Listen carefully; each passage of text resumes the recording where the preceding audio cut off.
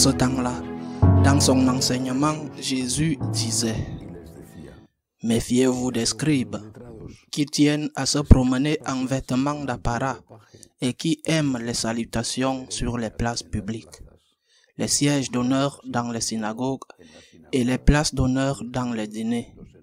Ils dévorent les biens des veuves et pour l'apparence, ils font de longues prières.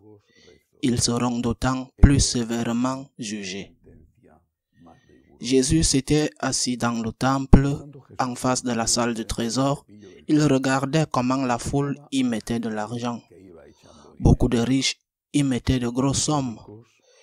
Une pauvre veuve s'avança et mit 2 pièces. Jésus appela ses disciples et leur déclara: Amen, je vous le dis, cette pauvre veuve a mis dans le trésor plus que tous les autres, car tous, ils ont pris sur leur superflu, mais elle a pris sur son indigence. Elle a mis tout ce qu'elle possédait, tout ce qu'elle avait pour vivre. Acclamons la parole de Dieu.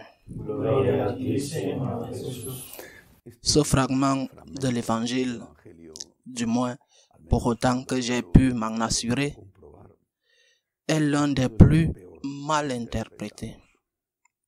Bien sûr, pas par hasard.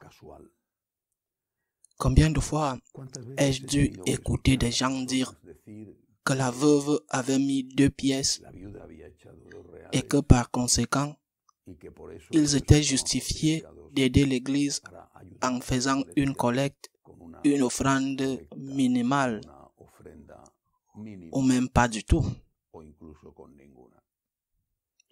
Mais ce n'est pas ce que dit l'Évangile.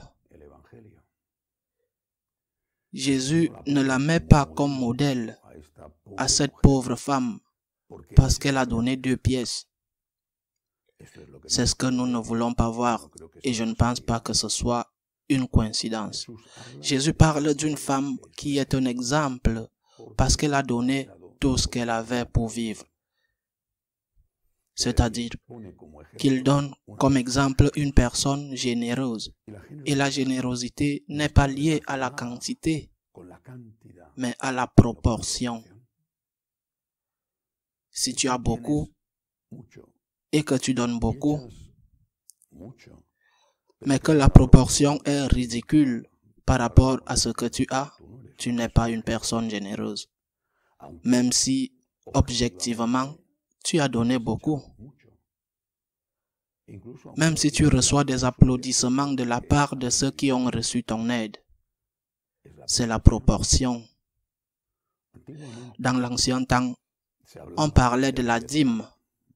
La dîme est une mesure de proportion.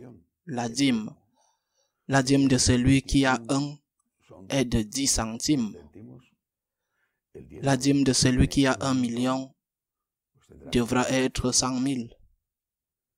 Si celui qui a 1 million aide avec 10 000, il ne donne pas la dîme. Il donne 1%. Maintenant, la question fondamentale n'est ni le montant, ni la proportion, mais la motivation. Pourquoi? Pourquoi dois-je faire l'aumône aux pauvres? Pourquoi dois-je aider l'Église dans ses besoins? Ce sont des commandements. Les commandements du Seigneur, les commandements de l'Église. Mais pourquoi dois-je le faire? C'est la question. Je dois le faire par gratitude. Dieu sait-il épargner la souffrance? Non. Il n'a pas mesuré la souffrance qu'il a endurée sur la croix. Il s'est donné entièrement. Il nous a tout donné, tout son être. Et toi, tu marchandes avec lui en essayant de lui donner le moins possible. Si à cause de ton égoïsme, on ne peut pas évangéliser, tu es coupable de la perte de ces âmes. Si ton égoïsme fait que des personnes souffrent de la faim, tu es coupable de la perte de ces vies. Nous ne devons pas faire les choses par peur. Nous devons faire les choses par gratitude, par reconnaissance, parce que Dieu t'a tout donné, tout. Ce que tu penses avoir mérité, parce que tu as fourni des efforts et de l'intelligence, de la ténacité, cela est aussi un don. D'autres ont fourni des efforts et de l'intelligence, et pourtant, ils ne sont pas là où tu es. En dehors du fait que beaucoup de choses, pas toutes, mais beaucoup de choses nous sont déjà données, ou par héritage génétique, ou en naissant dans une certaine famille, ou dans un certain pays. Tu n'es meilleur que personne. Tu n'as pas plus de mérite qu'un autre, parce que tu as pu aller dans une bonne école, avec de bons professeurs, dans une magnifique université, apprendre des langues à l'étranger. Tout est un don. Tout est grâce. Et donc, devant une grâce, il doit y avoir de la gratitude, qui doit être exprimée par des œuvres, entre autres, aussi par le monde. Qu'est-ce qui nous arrive à nous, catholiques, en général? Bien sûr, ce n'est pas comme ça avec tout le monde, heureusement. Mais qu'est-ce qui nous arrive? Combien de fois, non seulement je l'ai vu, mais c'est quelque chose de connu. Je parle surtout de l'Amérique latine et de l'Afrique. Combien de fois ces catholiques qui étaient à l'église, quand ils allaient à la messe, quelquefois ou plusieurs fois, quand ils allaient à la messe, ils donnaient une aumône misérable, avec l'excuse qu'ils n'avaient pas. L'aumône était misérable. Mais plus tard, ils sont entrés dans une secte et là, ils donnent rigoureusement la dîme. Pourquoi? Il est vrai que dans les sectes, surtout dans certaines d'entre elles, on cultive beaucoup la peur. Et il est vrai aussi que certaines d'entre elles ont ce qu'on appelle la théologie de la prospérité. Plus tu donnes, te disent-ils, plus Dieu sera généreux avec toi. Pour devenir riche, il faut donner. C'est comme un investissement dans une banque. Plus tu seras généreux dans tes dons, plus Dieu t'aidera. Et si tu n'es pas généreux, Dieu te punira.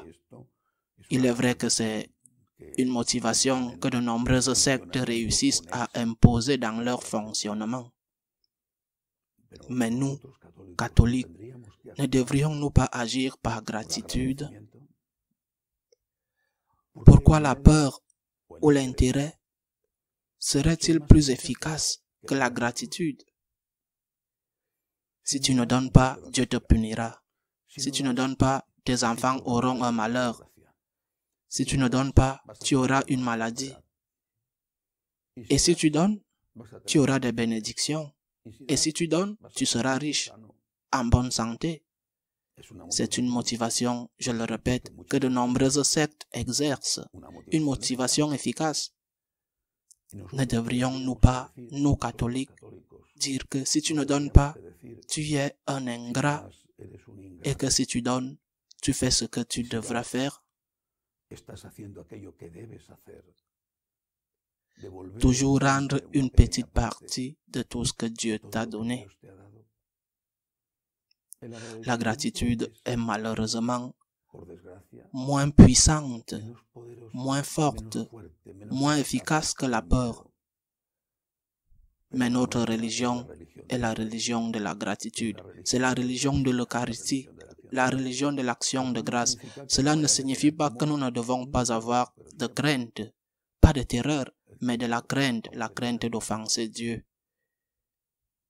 Et alors Dieu fera ce qu'il estime devoir faire, car pour cela, Dieu est Dieu et il est le juge suprême. Alors, mettons-nous à la place de cette pauvre veuve qui n'a donné que 2 petites pièces. C'est vrai, Mais elle a donné tout ce qu'elle avait pour vivre. Et avec cela, je ne veux pas dire qu'on devrait donner tout ce qu'on a pour vivre, mais on doit être généreux. Et après, tu te plains que Dieu ne t'écoute pas. Qui ferme les oreilles de Dieu? Peut-être, je ne sais pas, mais peut-être est-ce toi-même avec ton ingratitude.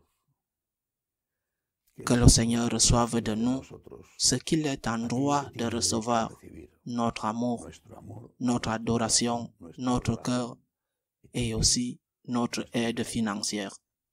Qu'il en soit ainsi.